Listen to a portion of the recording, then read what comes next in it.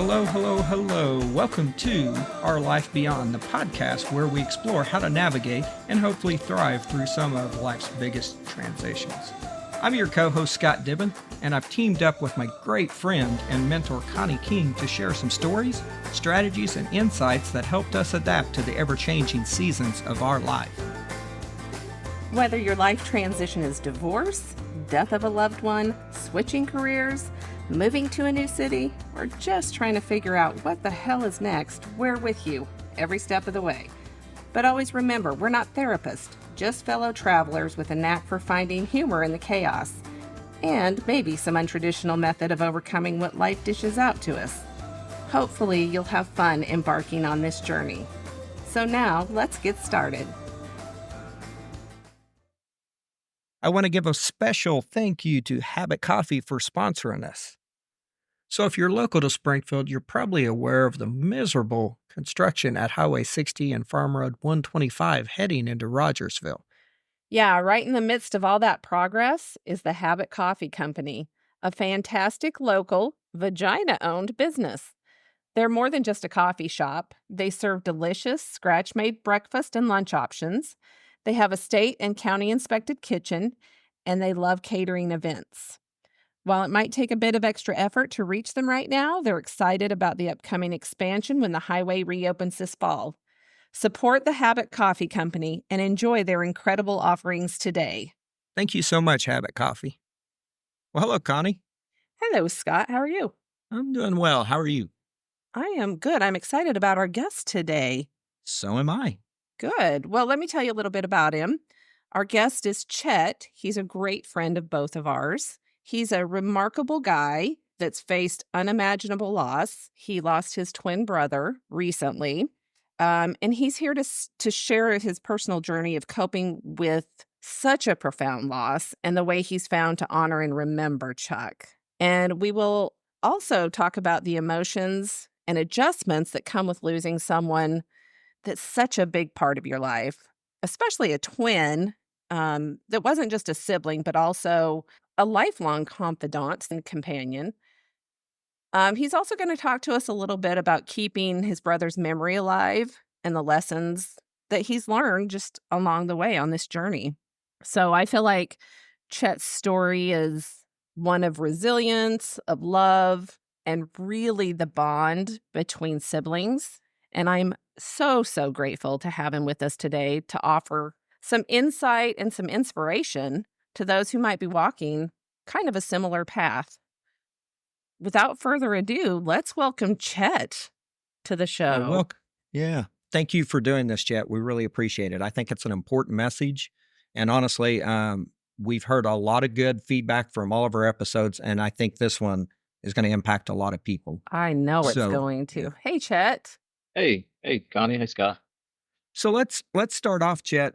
Most of us that have never been a twin, of course, or really even experienced being in a family like that, probably doesn't even understand the bonds that a twin has, and from that, why it's so tough to get over something like that. Do you want to start off by maybe talking about what it was like growing up with a twin? Yeah, absolutely. I think what the interesting part about it is you were born literally with your best friend. Yeah. I mean, you have you have lots of friends and your family and sisters, and I have three older sisters, and they're fantastic. But what's interesting though is so in our family there was five of us, and so I had three older sisters, and they were each a year apart. They were like 9 years, 8 years, 7 years basically older than us, and then Chuck and I were born. And so I guess kind of in a way we had, with them being so much older, it was almost like having a couple other moms in the household too. They were always mothering us, and taking care of us and being ornery to us. But anyway, but it was really fun. I would never trade what I think I have that I think most people will never actually experience. So Chuck and I growing up, we basically did everything together, and when you're a twin, your mother, and your father, they just they we do everything together, right? So they dress us alike, our clothes are the same, and we kind of went through that until I think until probably once we got in school. I think even in kindergarten and first grade, and I don't know how long before we started realizing that, we we don't need to keep dressing alike, we maybe need to be individuals because, the kids around us start kind of making, I don't I wouldn't say they made fun of us, but I just remember we got to the point now, well, we need to change this, to the point that I remember like what even picking out jeans or, brands. If he picked Levi's, I would wear Wranglers, right? So wouldn't even wear Levi's. It's the same or the same jean brand or the case is. But and I guess that was part of trying to become individuals, because it seemed like for a long time we were always just it was Chuck and Chet, and that's pretty much our whole life. It was always Chuck and Chet, and Chuck was always first, right? I think because he was born first. But yeah, no, it's so things that I don't know if some of my childhood friends will remember this little story, but I'll tell this one. I think it's a pretty good one. So, whenever, of course, Scott, you and I were in kindergarten together, Yes. and then we went to Chuck and I went to Mark Twain Elementary from first grade through sixth grade, and so they had two classes, two first grade classes, two second, two third, two fourth, etc. And so first through fourth, we both managed to go from each one of those grades with the same group of kids. And then I think it was fifth grade. It seemed like her name might have been Mrs. Wade. I don't know. It seems like that was my teacher. But anyway, in fifth grade, we came to school, and of course, we didn't know we just knew our teacher was. We get in our classrooms for the first day, and we realized that we're with a different set of kids. I'm with all of his friends, and he's with all my friends. So when we got Oh, home that night, we talked about it. Yeah. And so the next day, I went in as Chuck, and he went as oh, and so that lasted for a while, and then really? How long did that last? oh, quite a while. See, the kids knew they were in on it, and then eventually though we got caught, and then we talked to the teacher about it, and they actually ended up officially switching us back to the same kids that we were used to being with. So I'm That's sure one of the hilarious. yeah. So there's something not everybody has the opportunity to do unless you're just an identical twin, right? Right. Yeah, Uh, no. That's for sure, and I can tell you all the way even through junior high and high school, there was a lot of people that didn't know you well, that just went to school with you that still had problems trying to figure out who Chuck and Chet was differently. That would be me. I was that person. Yeah. Yeah. Well, and we definitely both developed our own personalities. Chuck, he was probably I always considered him probably a little bit more outgoing than me, I think. But I think that's changed over time. You when you kind of become your own person. But I was always okay with if we were in a group setting, and I was okay if he was the one talking and I was in the background. That was fine. It didn't bother me. That was, I was okay with that. And I'd speak up or be, me when I needed to be, right? But there again, it was always Chuck and Chet. Okay. Yeah. But we had a lot of fun growing up. We grew up on a locale farm, and and it was, like I said, our sisters were older than us, and so by the time we were 9 or 10 years old, they were having kids, so we were uncles at I think 9 years old or somewhere along in there. So then Yeah. we got I also go ahead. I also no, I was gonna say I also remember that you guys, even without knowing it, would dress enough alike that if a person couldn't identify you by the facial recognition, I mean, they weren't going to by clothes because honestly, you guys, even without knowing it, would end up dressing the same. Oh yeah, that even happened into our adulthood. So, if we were, man, I wouldn't see him for, maybe a month or something, and we were always trying to come up with the next event, the next, you know, traveling event or vacation or where we're going to go. We would literally, I kid you not, we would show up and maybe we'd be wearing the exact same hat or the exact same shirt, bought the same shoes, something like that. Even as adults, we had to kind of have the same taste, and I have literally the exact same truck that he has, like the same year, the same make model. Bought it from the same person. They built them both the same for us. The our motorcycles were pretty close. They were about the same. They weren't far apart. We both had black Jeeps. We both, what I mean? It's just sort of like that. Even later on in life, I mean, your career choices were very similar.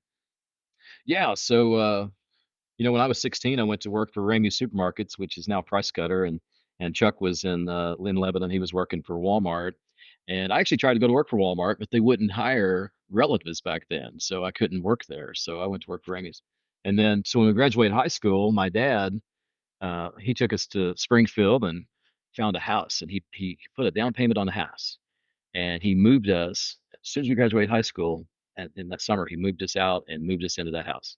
And so here we are now on our own. We enrolled in college at back then SMS, and so we're kind of taking the same path there. I was working for Ramey still. I transferred to Springfield. He transferred to a Springfield Walmart, and so now we're living together. And anyway, we had a lot of fun. So there was I could think of a couple times. I don't know if my wife knows this, but she'll know now because she'll listen to this. I remember this one time. So this is before I ever knew her, but I remember this one time I had a date scheduled, and I don't know, somebody was trying to set me up with somebody else, so I had another date scheduled. I forgot that they were both on the same night, and I told Chuck, I was like, "Hey, I need you to go out as me tonight with this girl," and so he took her out as Chet, and so and I anyway. So that didn't work out, by the way. Good for either one of us. They both of us. It was over. Didn't but we could get by with that a little bit. I know in college even we would if he couldn't make a class and he needed somebody to take notes, I would pop in and sit in there in his spot and I would take notes and then I'd pass them off to him and vice versa. He'd do the same for me. Oh, I could tell you a few other stories, I guess, about college that we did were but anyway, we had a lot of fun. I can't even imagine that, and I know, of course, Connie probably can't either. I had a large family, but I never had anybody that was that close. Let me tell you, God knows what he's doing to not give me a twin, because I'd be sitting around doing nothing, asking my Right? twin to do everything for me. Our DNA, is 100% the same, which is kind of strange. So, several years ago, we took that DNA ancestry test, and he had taken it a few years before I did, and I took it, and it came back that I'd taken it before. But of course, I had to go in there and verify that it was me, and that I was a different person. But that was because our DNA showed up as 100% the same, which is kind of I never really thought about that. I mean, I knew, well, it's one egg and one sperm and it splits, Yeah. you know? So, anyway, so that was actually kind of surprising. I didn't realize that, so there was, I'll tell you another funny story here real quick. So, I don't know that he was even driving his own car, but he got a parking ticket in Springfield. This was when we were in college. And probably, I don't know, probably 10, 15 years later, that parking ticket never got paid. And he didn't even know he had. I was working, I was living in Festus, Crystal City area, it's just south of St. Louis. I was going home late from work one night. It was probably 11 o'clock at night, and I knew pretty much all the police officers. Back then I was a co-manager for the Walmart Supercenter there, and so I knew most of the police officers, in town because they would stop in Walmart. But this particular police officer pulled me over. I didn't know him, and man, he ran my license plate, he ran my driver's license, and he came up to the window and asked me to step out of the car and now he's got me out on the side of the road. He said there was a warrant out for my arrest. I'm like, what? Oh, what are you talking about? I didn't do anything.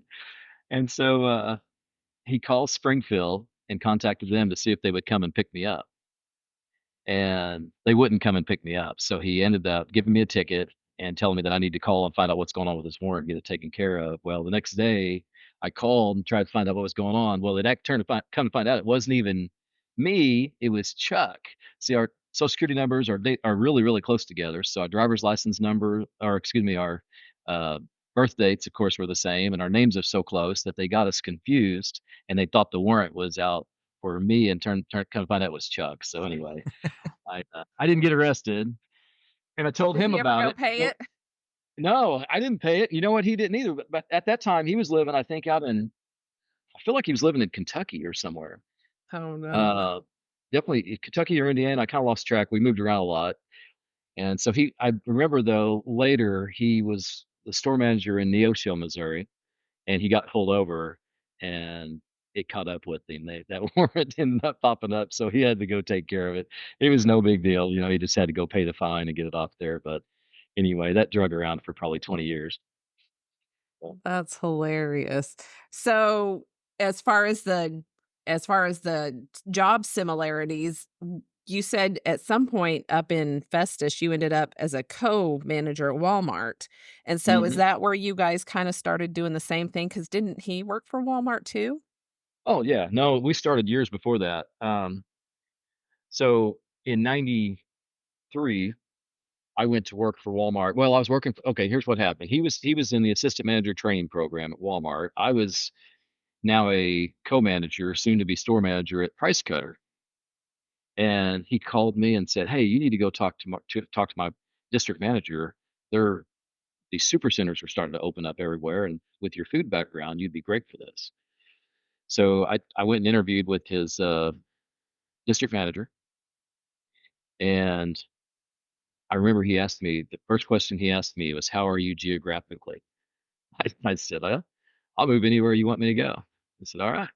So we finished the interview, and it was probably a couple weeks, and then I got selected to become an assistant manager on their training program. So that was in the early '90s, and so now we're both working. We're both assistant managers.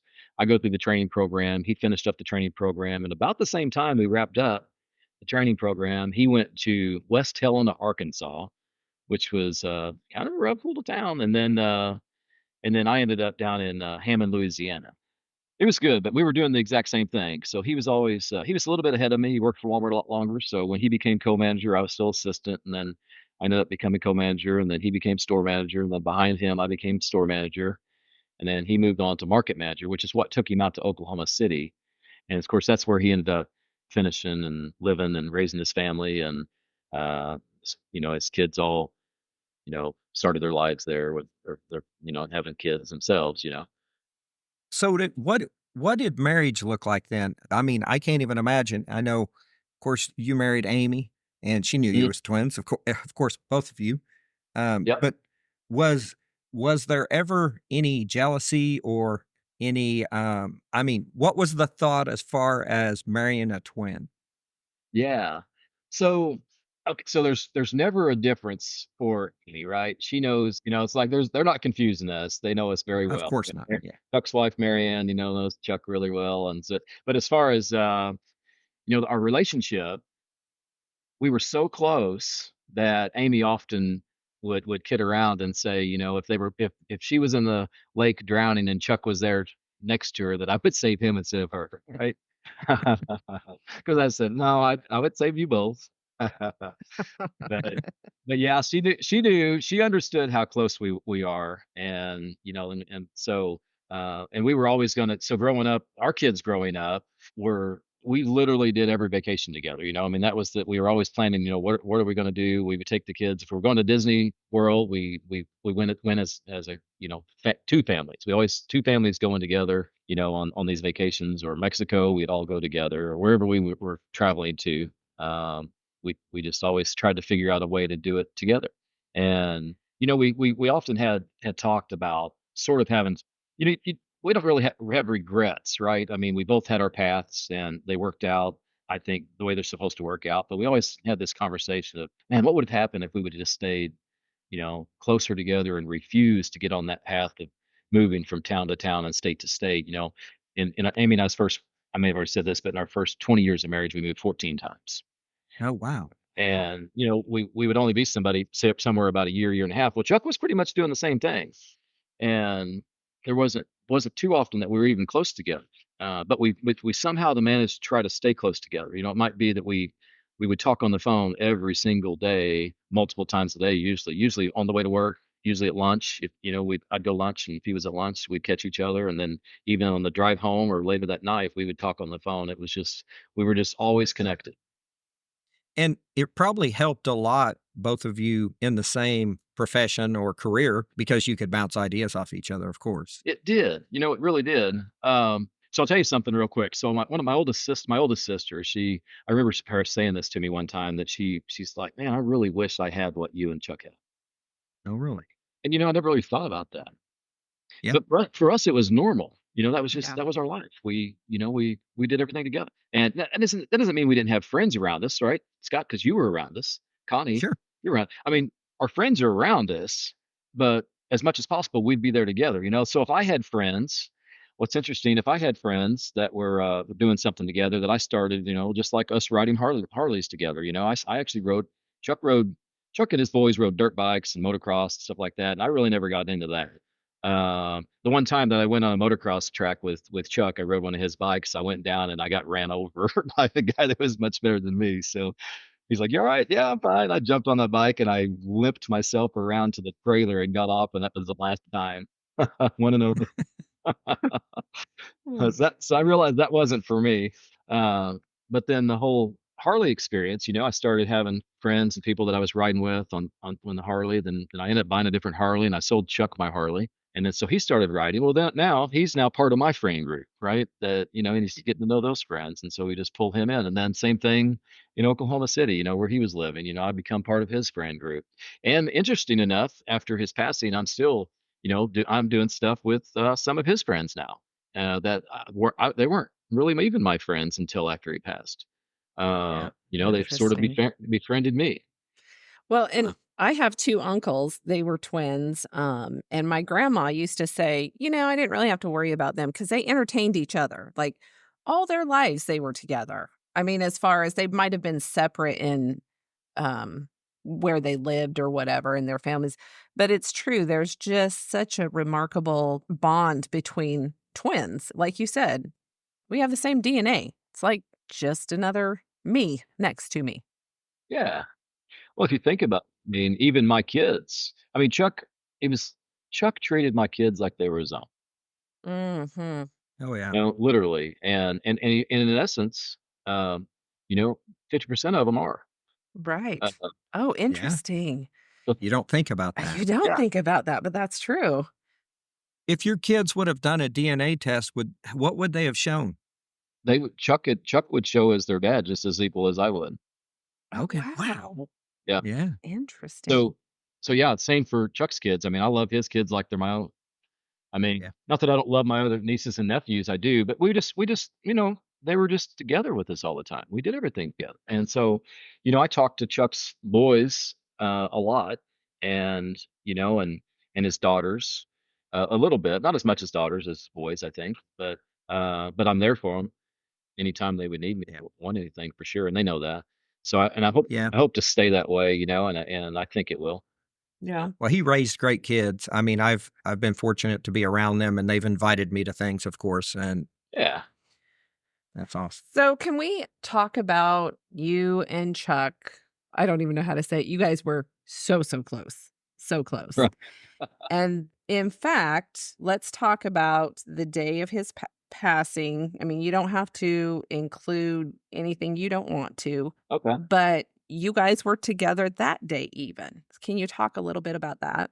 Yeah, so we'd started riding Harleys, and we had a lot of close friends, great friends that we did trips with usually twice a year. Like in the spring, we would do a shorter trip. It's a little cooler in the spring, so we might do, like a Thursday, Friday, Saturday, Sunday trip, and then in the summer, usually August, late August, or maybe right after school starts, just in case some of them have kids there at school and they don't have to worry about things with kids. Then we would do probably a 10-day or 9 or 10 or 12-day trip somewhere else, right? And so we did that for years. And then this particular year, and we loved it. We loved the trips. I've got so many great memories of all the places that we went on our motorcycles. And, I know they're dangerous, and we knew that. And so, you know, I'll, uh, I'll tell a quick story. When I bought my motorcycle, when I very first bought my first Harley, I sort of always wanted one. And, I'd ridden dirt bikes on trail rides and stuff like that as a kid and different things. And kind of had went a long time without having any motorcycles. I decided I wanted to do it, and I bought this Road King. And at this time, my dad was kind of ill, and this was in 2013.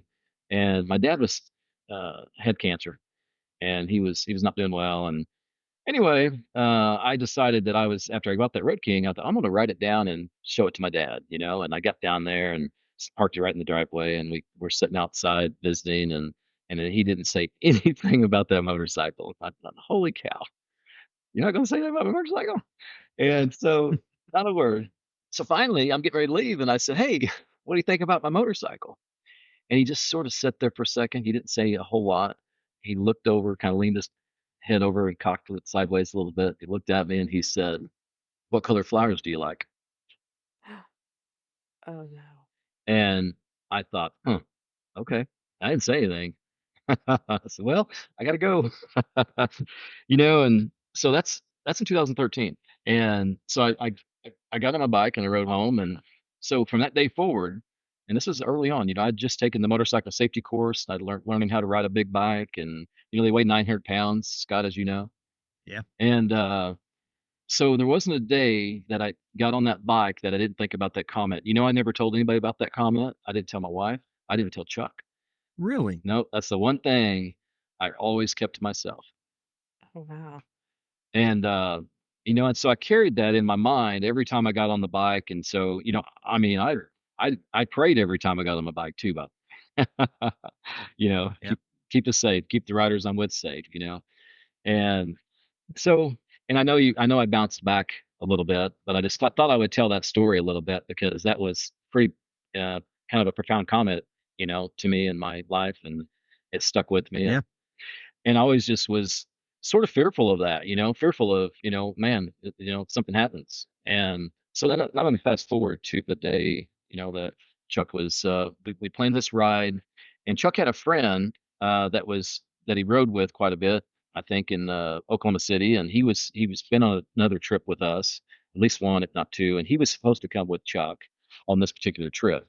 And this was a Wednesday. He was coming to my house. We were gonna leave out on Thursday, and for whatever reason, his friend couldn't come, and I don't know what the deal was. So so now Chuck's coming by himself, and he gets to my house, and well, I was actually buying his boat. So on that Wednesday, he got there. We had to have the title notarized in Oklahoma City. You have to have the title in Oklahoma. You have to have the title notarized. So we did the paperwork, signed off on that, and then that night we go to my house. We're getting our bikes ready, and it just seemed like even packing our luggage was hard. I don't know why. It just seemed like we couldn't even it's like couldn't figure out how to get the stuff strapped on there without wanting to get loose, and it just seemed like everything was not working out like it should, right? Like we were forcing it.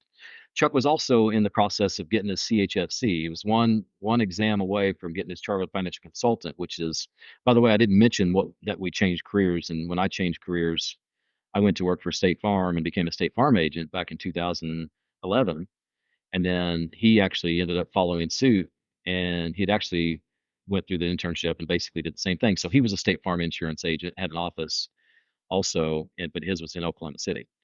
So I won't go into all that at the moment, but it was just another one of those examples of us doing the same thing, right? Right. So on that Wednesday night, we get our bikes ready, and then so we kind of got everything situated. Then Thursday morning, we get up, and by the way, I started my motorcycle up, and it ran fine. But that morning, Thursday morning, we were getting ready to head out, hit the starter on my bike, and nothing. It wouldn't start. It's like, what the heck? And well, the battery's dead. And I don't know if you've probably never, and some people out here that will listen to this will understand how hard it is to get a battery out of a street glide. I mean, those things are in there. So we're at the time we need to leave because we're meeting six other guys in Kabul, and now we can't leave, and we're having to deal with this. So I'm letting them know we're going to be late for them to just go on. We'd catch up, and so we go to O'Reilly's, we grab a battery, and we're getting ready to leave, and some guy had high centered his truck on the top of this concrete thing, and he couldn't get his truck off, and so it's just another thing to slow us down. It's like, okay, so I'm going to help him out. I've got a winch on the front of my Jeep. I hooked him up, drug him over it, you know, got him out of there. And then so we get home and we get the bikes ready, and so finally we get the battery in after watching a couple YouTube videos showing us how to shut the alarm off that wouldn't shut off. Uh, so now we're on the road. We're headed there, and we get to Kabul. We catch up with the guys. They had just finished eating, and so we're like, "Nah, don't worry about it. We'll just eat at the next stop." We didn't want to hold everybody up, so we left and we go, and it's kind of raining too, by the way. And that's the worst feeling is, it's one thing getting caught in the rain, but man, it's horrible when you have to leave in the rain. But that's the way it was. So the weekend plan was we were going to stay in Dot Mill, and this was going to be just sort of a trip where we would go from mill to mill, just checking them out, and you know, so we were headed toward Dot Mill. We got to Dot Mill that night, that Thursday night. We hung out, and Chuck and I, for whatever reason, everybody's hanging out. We're like kind of tired. We're like, well, we'll just head back to the room, go to bed. So we went back and uh, went to the room, and about 9 o'clock actually. And we went ahead and kind of organized things for the next day. And we knew it was going to be raining the next morning until probably about 11. And so we weren't going to leave until a little after that.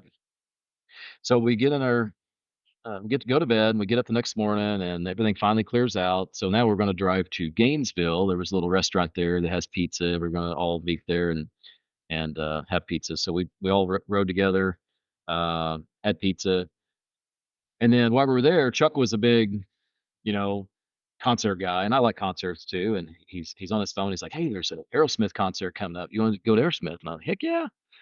So he bought 6 tickets to Aerosmith while we're sitting there, and then so now we're like, "Okay, cool." And then so we get ready to leave, and we head out. And the next stop there was a guy that was an agent, State Farm agent that lived down in that area, and he's leading the way. And we go to Hotchkiss Mill. And if you've been to Hotchkiss Mill, it's all just it's there's nothing really there. There's no restaurant. It's just basically the old mill. And it's really beautiful. And it's gravel. It's gravel and it's been raining. There's mud puddles. It's wet. And these bikes, in my opinion, don't do well in gravel, and they definitely don't do well in mud. They're made for the street. They weigh 900 pounds. So at this point, after we grabbed a couple pictures there, checked out the mill, we're getting ready to head to Rockbridge, which is it's an old mill, but it's a hay fishing fishing trout park, if you will. Um, I started to pull the bike up, and I looked over there and I saw those guys sitting in gravel, and I thought, nope, I am not parking on that gravel. And so I parked on the asphalt just right across from them and just really kind of in the road. But I was like, nope, my bike's nice and clean. I'm going to keep it clean. So after that, we go inside, we join the other guys, and it's Cinco de Mayo, so it's May 5th, and we've got some time, so we don't drink and ride, by the way, but we've got 5 or 6 hours. We're going to be there a while, and so we're like, well, we just have a margarita and celebrate, here a little bit. And so we go and we have a margarita, and so part of the story I didn't tell. In 2011, October 2011, Chuck was diagnosed with renal cell carcinoma, which is kidney cancer.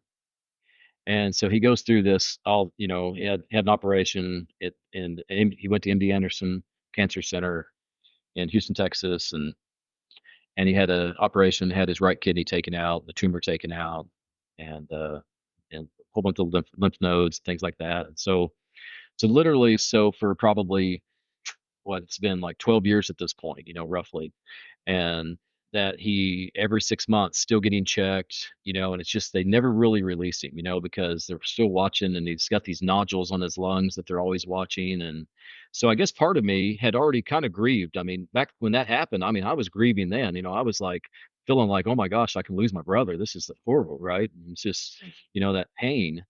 And by the way, a month later, my dad was diagnosed with bladder cancer after Chuck was diagnosed with Oh, wow. cancer. So now they're both going through this, right? And my dad's going through.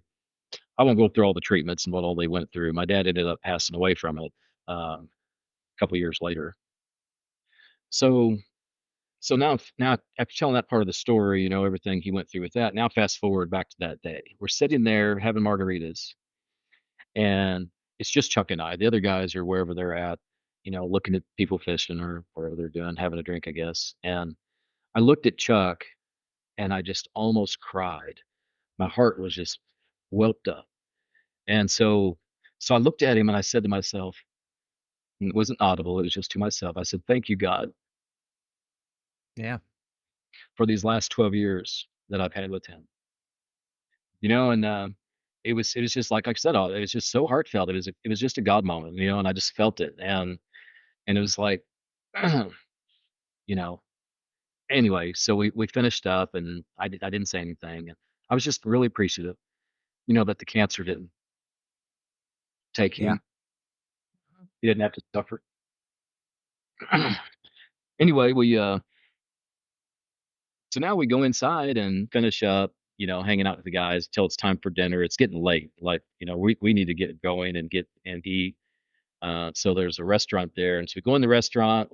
We couldn't get a reservation, I think, or we couldn't sit at a table because we didn't have a reservation. So now we're all rowed up at the bar. And I remember sitting there, and of course, it's not unusual for one of us to take a selfie. So I'm at the end. So I took a selfie of me and Chuck and the other 6 guys. And I, of course, didn't know that was going to be the last picture I was going to take with him, right?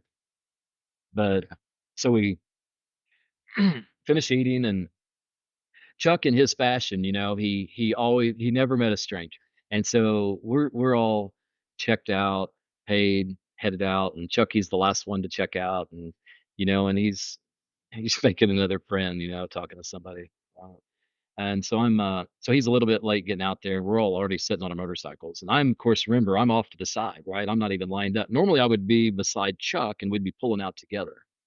And in this moment, I'm not. I'm not in my kind of my normal spot, and mainly because my bike went down. I had just the happenings of the day, and so Chuck comes walking out. Everybody's sitting there, and it was so funny. I'll never forget this as long as I live. He's walking across in front of everybody, and he's just kind of doing this strut across there. And he's, guys, I get cold. I'm gonna have to throw my chaps on. And he kind of chuckled. And then he's like, "Nah, I'll take one for the team." Because it was almost dark, and in May 5th, early May, in the evening, it's still getting pretty cool. But and he was cold natured for sure. Um, but he didn't put his chaps on. So he's over there getting ready, getting his stuff on, getting his jacket on, getting his helmet on, gloves. And so the leader, he pulls out and rows up, and then the next guy pulls up, the next guy pulls up, and I'm right there. So I pulled up, and then we're not really leaving yet. Two more guys pulled behind us. Well, there's one person still with him. And so now what's happening is the leader, he starts going out of that.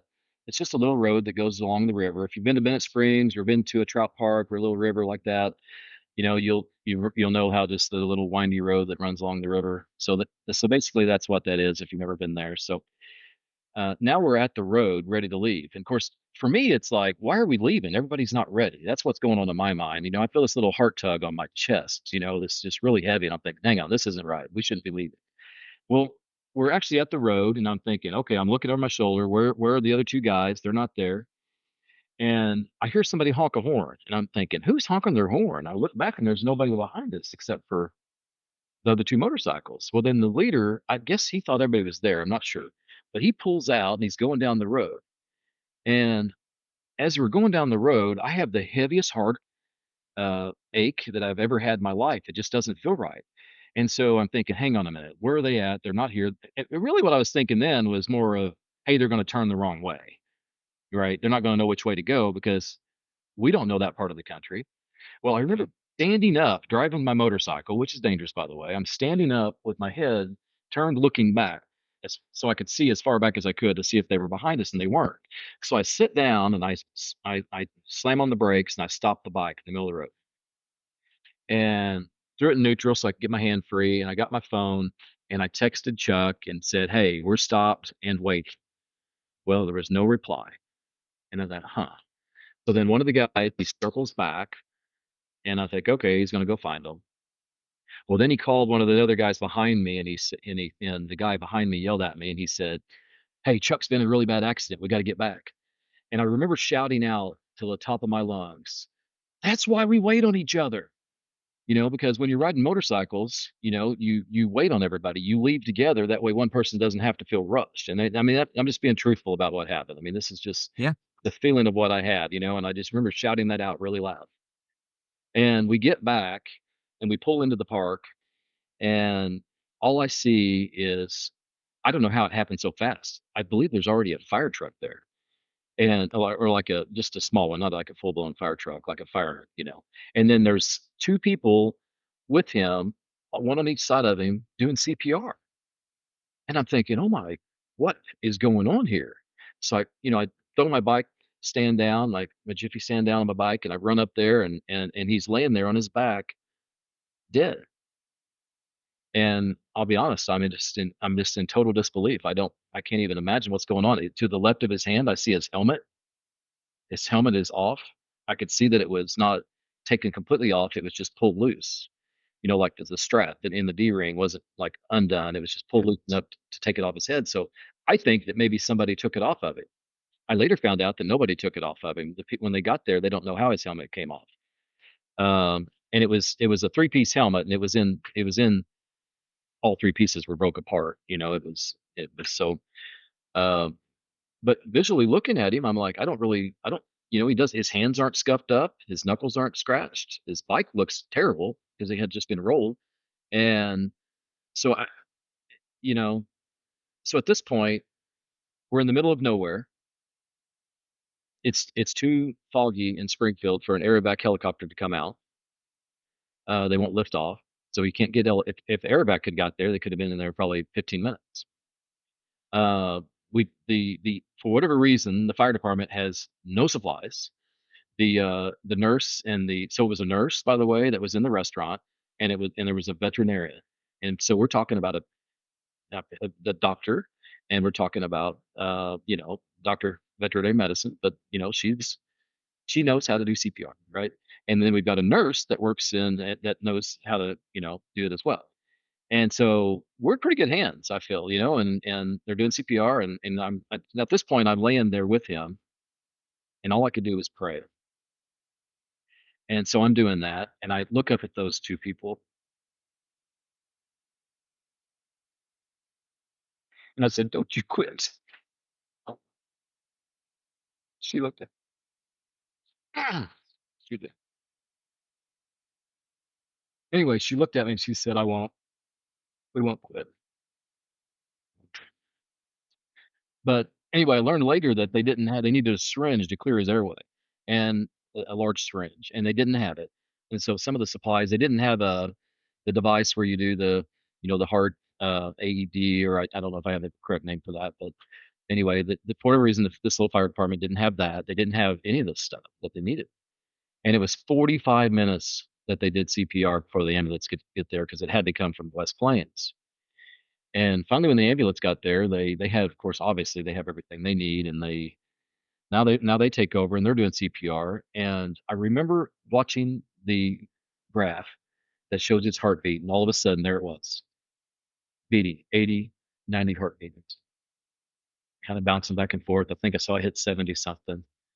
It's like, oh my God, thank you so much. And we have this glimpse of hope, that he's going to be okay. But anyway, so then they put him in the ambulance. They wouldn't let me go with them because he was they were afraid that if his heart stopped beating, they needed enough extra people in there to switch off because it's about a 45-minute drive in the ambulance back to the hospital. So if I was like, I can't drive. I can't ride my motorcycle. Somebody's gonna have to take. And there was a fireman. He said, "Jump in my truck." It's all right. So now he jumps in my truck. And what's bad is we have no signal. I can't call anybody. I'm like, I need to call his family. I need to call his wife. And I had to wait 30 some minutes before I could ever get a signal where we were close enough to where I could actually make a phone call. And it was definitely one of the hardest phone calls I've ever made. I made that phone call. I called his wife, and I called his son-in-law. And at this point, I'm just letting him know, what happened, and that last I knew, his heart was beating. And so, of course, they're now, you know, a mess, getting in their vehicle, heading our way. And I told them where we're at. They're literally, 8 hours probably away, but they're driving. They're coming that way. I told them where we're going. I told them as soon as I get to the hospital, I'd let them know what's going on. And by the way, I remember one of the guys that was with me with us. He was so kind. He came down while I was sitting there with Chuck, and he put his hand on my shoulder, and we just sat there and prayed together. And it was nice of him. It was awesome. He did that. Meant a lot to me. Yeah.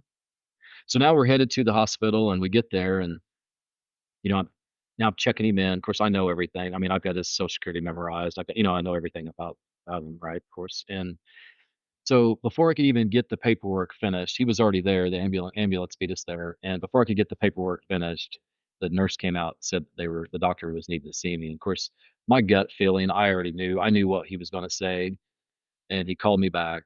And so I get back there, and there's him and a couple other, I'm going to say nurses. I don't know what their titles were, and he just wanted to let me know that there was nothing that they did everything that they could possibly do, and it's just look good and say, So you had to make the call then back to Marianne. yeah, I did eventually. At this moment, I just said, "Where's he at?" He said, "Well, you may not want to go in there." And I was like, "You don't understand. Yeah. I'm going in there. So you just check where I go." And that's where. So he took me in there, but yes, I did have to make that call. That was one of the worst calls of anybody could make, and I had to call my mother Mm. Oh, yeah. and my sisters.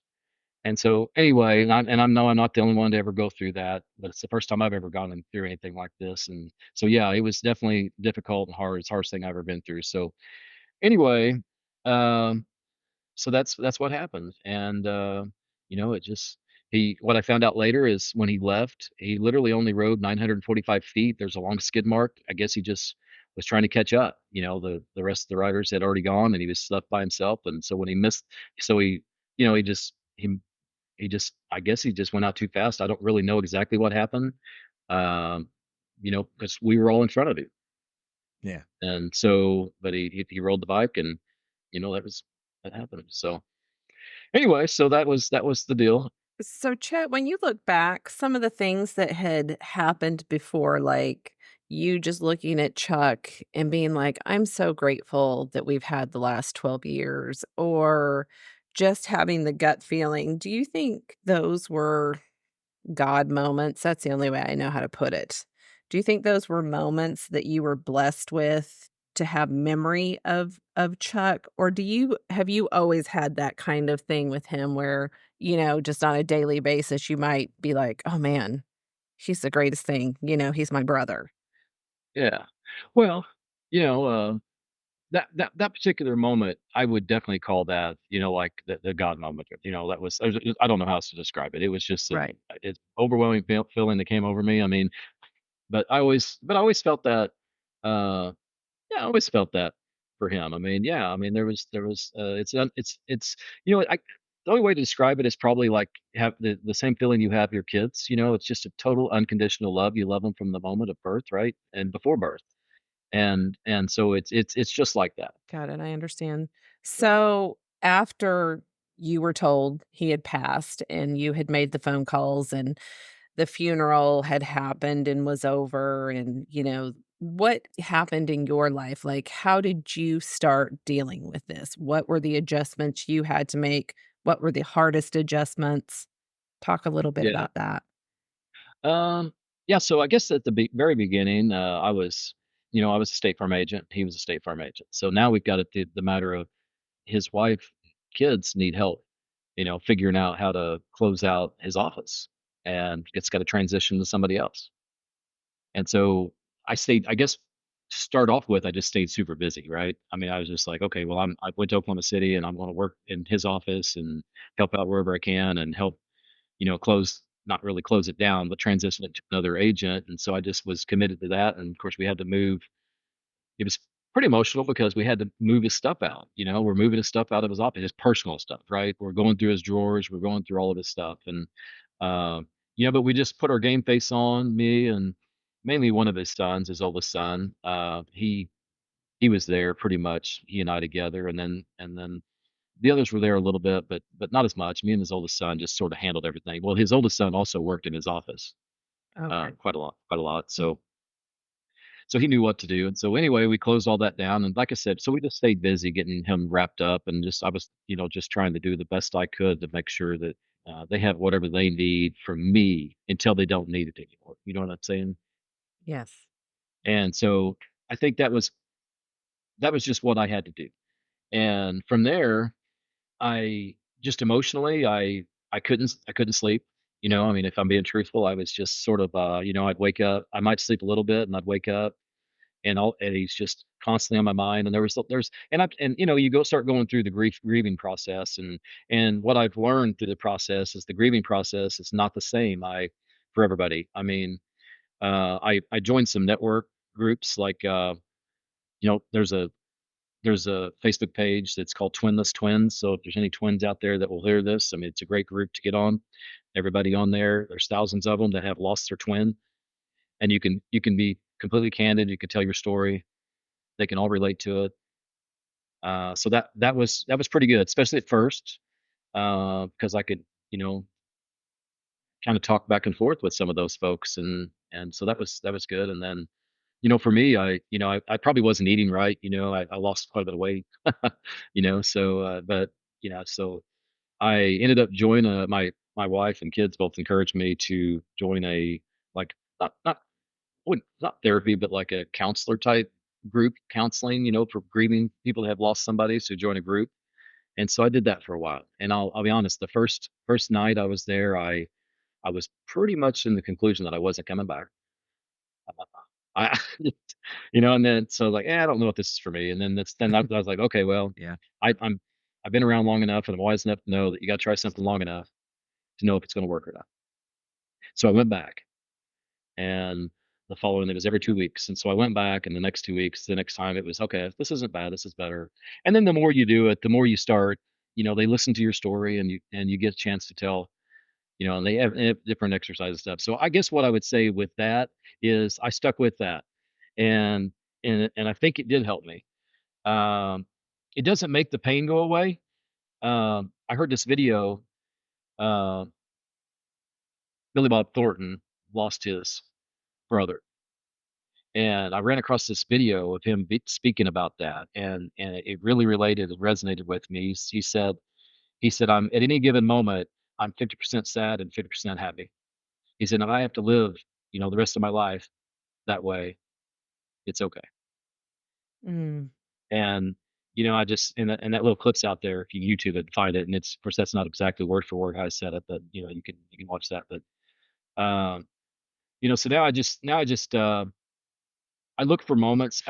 I tell you what, one of the things that I love about our friends, our friend group, is, and Scott, if you want to tell who it was or whatever, that'd be fine too. But I'll just go ahead and tell what happened. I could not believe. So my brother had this organization that he supported called Never Thirst, and so every time for years, if there was a fundraising, National Fundraising Day or whatever, it's on Facebook, he would throw out there, "Hey, this is a great organization. Why don't you donate somebody here?" He was always wearing these Never Thirst T-shirts, and the purpose of that organization is they provide clean drinking water in places like Africa and just different parts of the country where have uh, they don't have clean water in wells to drink, and they're having to pull water from streams that aren't necessarily sanitary.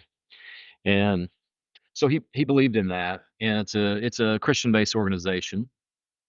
It's a missionary, and but so then our friend group that Chuck on his Facebook page, after he passed, he had this shirt that he had on that said "Every story matters," and how fitting is that, right?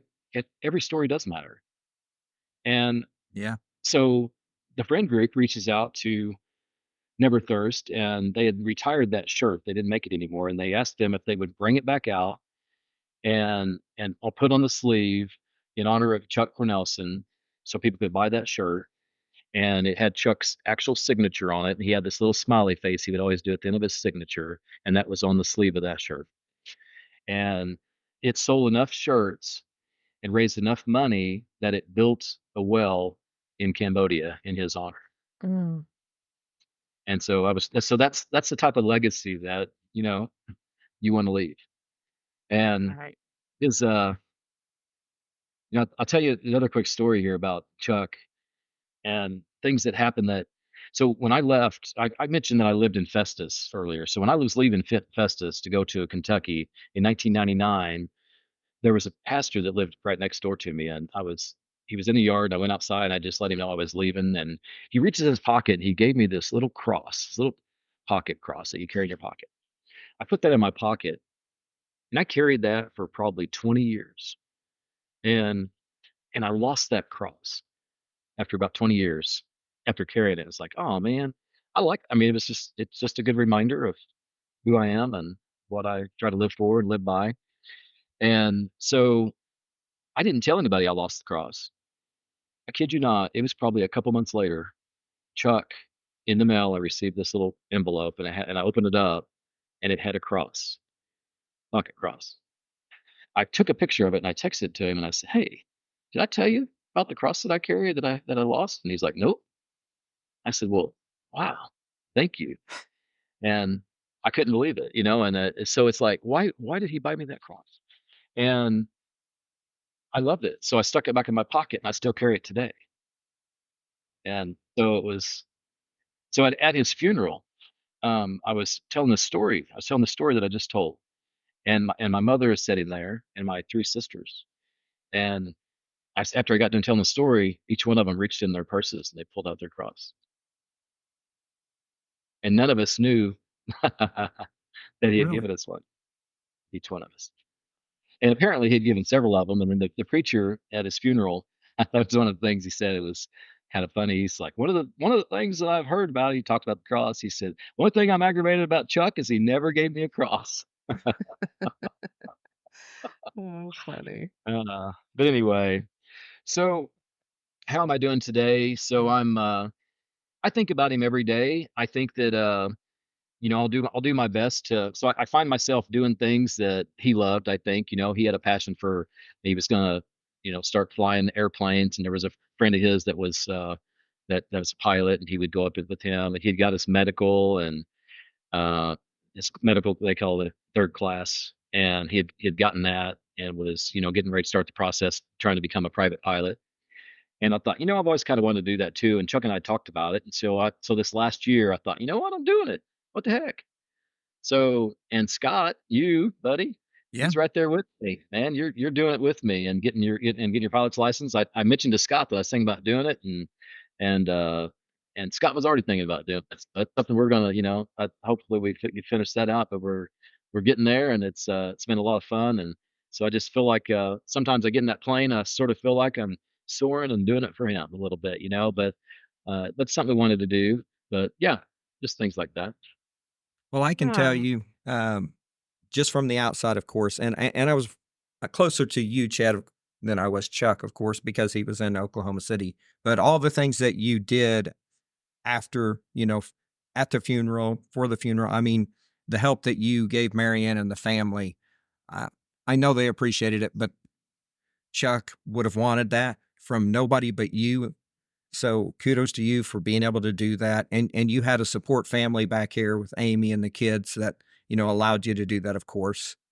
I mean, the circumstance was horrible and nobody, of course, would have ever expected or wanted that. But I don't think anybody could have done any better as far as making sure everything was okay with his family and him, everything he had set up in Oklahoma City. And still today, I know that you were helping sell a Jeep, Hunter, his son, and buy a different car.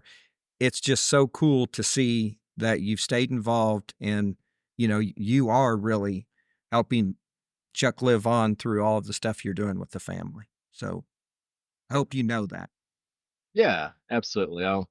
Um, anyway, so it's part of my life that is I would say some of the best part of my life, right? And so it's still the best part of my life. Or they're a large part of the best part of my life, I should say. But as far as what I would tell people about grief, and after going through this, I mean, I'd lost my dad, and he died of cancer, and he was in a lot of pain, and whenever you see that happen, it still hurts. But when you lose somebody suddenly like that, it's different, and it's just so unexpected, and you just don't even think that could ever happen. It's the furthest thing from your mind that happening, right? And when that happens that way, uh, I mean, you do get through it, but we all are going to through it in a different way. So I think I would tell everybody, don't worry about what everybody else is saying and telling you what step of grief you should be in or shouldn't be in, because it just sort of comes in moments and waves. It just doesn't happen all at the same time for everybody the same way. And so just yeah, and another thing is, it really meant a lot to me when people would go ahead and be brave enough to reach out, because I think it's a lot of times people don't know what to say. And you know what? You don't have to know what to say. Call them. Call them up. Talk to them. How you doing? Anything I can do? And maybe there's nothing, and that's okay. So so don't be afraid to reach out. They know what they went through, right? I know what I went through.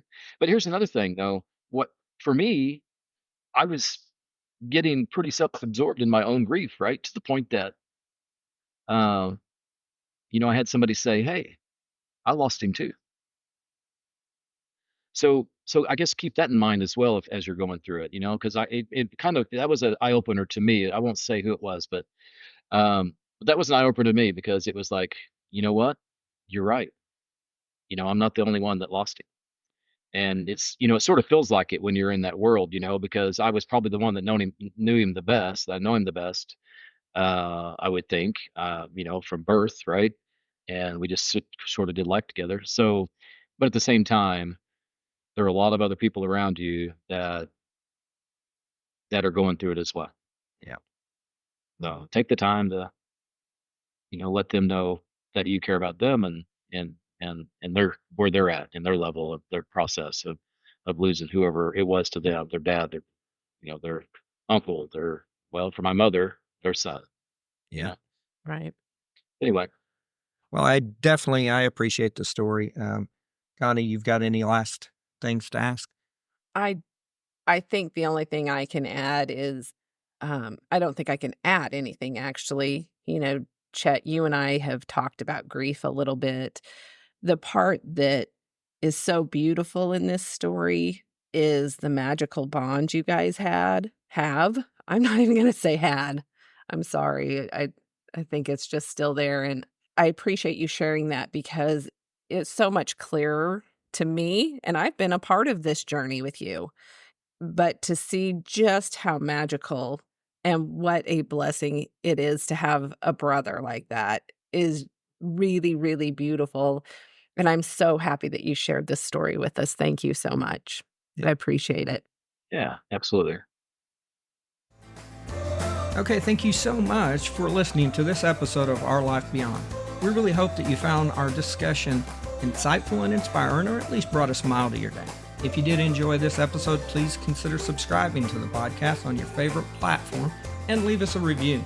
For more information, resources, or show notes, visit our website at ourlifebeyond.com. You can also follow us on social media. Search for us on Facebook at Our Life Beyond. We would love to hear from you, our listeners, so feel free to reach out with your questions, comments, or suggestions through our Contact Us page at ourlifebeyond.com or on social media. And once again, thank you for joining us on this journey. Till next time, remember, life beyond any challenge is possible, and we're here to navigate it with you. Stay strong, stay positive, and keep moving forward.